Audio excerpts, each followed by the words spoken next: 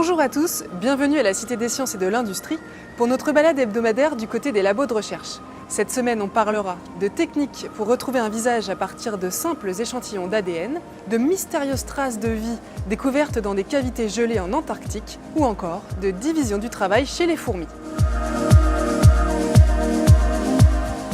Mais pour commencer, parlons couleurs et biomimétisme. Capturer les nuances chatoyantes qui, par le plumage des oiseaux, reste encore un défi pour les scientifiques. Une équipe américaine, spécialiste des polymères, espère s'en approcher avec un nanomatériau inspiré des plumes de canard. Toutes les couleurs ne sont pas dues à des pigments. Les couleurs de certaines plumes d'oiseaux, par exemple, sont dues à leur structure nanométrique qui décompose la lumière par diffraction. Pour les chercheurs, ces couleurs, qu'on qualifie de structurelles, se révèlent particulièrement intéressantes en raison de leur brillance naturelle et de leur absence totale de toxicité. Cependant, les scientifiques se heurtent à un problème de taille. Ces couleurs sont iridescentes, c'est-à-dire qu'elles changent de nuance selon l'angle de vue ou d'éclairage, comme on peut l'observer avec les bulles de savon ou les ailes de certains papillons. Pour maîtriser cette propriété et obtenir des couleurs structurelles faciles à intégrer aux matériaux, des scientifiques américains se sont inspirés de la structure des plumes de sarcelles et de dindes sauvages. Ils ont ainsi conçu des nanoparticules constituées d'un noyau de mélanine synthétique entouré d'un revêtement en silice. Et les résultats sont plutôt convaincants. En jouant sur l'épaisseur de la silice, les chercheurs parviennent à obtenir n'importe quelle couleur du spectre visible. Ces billes pourraient alors facilement être ajoutées à toutes sortes de matériaux extrêmement variés, tels que peinture, plastique et revêtements, mais aussi dans les encres et cosmétiques, sans l'inconvénient des composants toxiques des pigments traditionnels. Le généticien et homme d'affaires Craig Venter défraie à nouveau la chronique. Selon un article publié dans la revue PNAS, la société qu'il dirige serait désormais capable de réaliser le portrait robot d'un individu à partir du séquençage de son génome. Un portrait des plus précis, car selon les chercheurs, il serait possible de déterminer le sexe, l'origine ethnique, la couleur des yeux ou encore les traits du visage et la texture de la voix. Craig Venter et la société qu'il dirige, Human Longevity, seraient capables d'établir un portrait robot humain réaliste à partir des seules informations extraites du génome.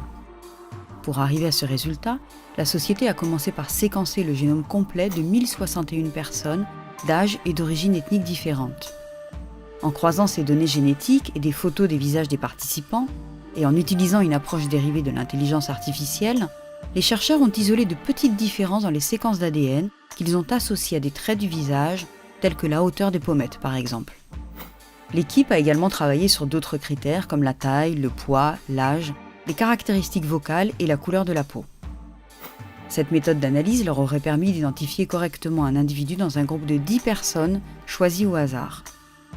Si la publication fait du bruit, c'est aussi parce qu'elle est très contestée.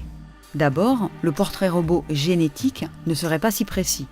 L'exemple de Craig Venter lui-même que l'on voit au milieu ressemble autant au vrai Craig Venter à gauche qu'à un autre individu comme celui de droite.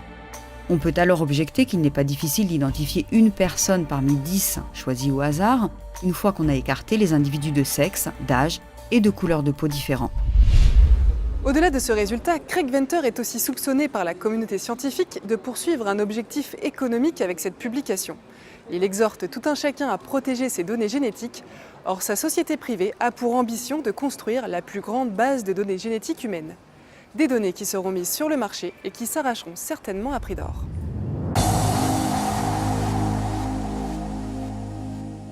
En Antarctique, des scientifiques ont fait une étonnante découverte. Dans les grottes du mont Erebus, un environnement exceptionnel à la fois gelé et volcanique, ils ont mis la main sur des traces ADN très intrigantes, dont certaines ne correspondent à aucune forme de vie connue. Creusées par la chaleur libérée par le volcan, les grottes du mont Erebus sont uniquement éclairées par la lumière du jour filtrée par la glace. Dans ces cavités, la température ambiante peut dépasser les 20 degrés. L'équipe, dirigée par une chercheuse de l'Université nationale australienne, a analysé des échantillons de sol prélevés dans ces grottes. De précédentes recherches avaient déjà prouvé l'existence d'espèces fongiques ou bactériennes dans ce type d'environnement. Mais cette fois, des traces intrigantes d'ADN provenant d'algues, de mousses et de petits animaux sont apparues. Et si la plupart sont similaires à celles d'organismes vivants connus, certaines séquences ADN n'ont pas pu être identifiées. Prochaine étape pour les chercheurs, découvrir si ces traces d'ADN appartiennent à des espèces vivantes ou bien éteintes.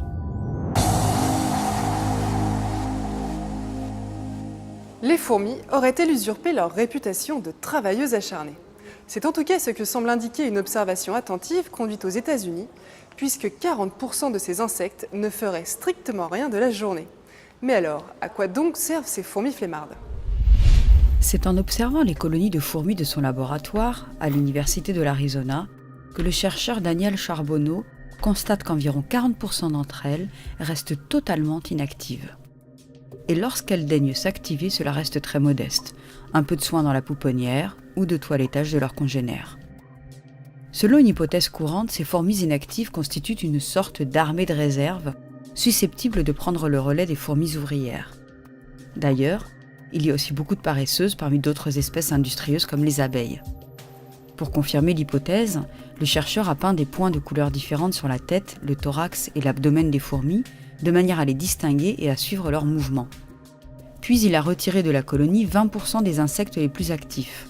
Résultat, une semaine plus tard, ces fourmis avaient été remplacées par d'anciennes fourmis au chômage. Cette expérience est la première confirmation empirique du rôle d'un réservoir de main-d'œuvre chez les fourmis. Mais les fourmis paresseuses pourraient aussi remplir une autre fonction, celle de garde-manger vivant, capable de stocker puis de régurgiter la nourriture au moment nécessaire. C'est ce que laissent supposer leurs abdomens proéminents. Des observations supplémentaires seront toutefois nécessaires pour déterminer si cette corpulence est une cause ou une conséquence de leur inactivité. Voilà, ce journal est terminé et pour rester informé, retrouvez-nous sur scienceactualité.fr, le site de la rédaction. Bonne semaine à tous!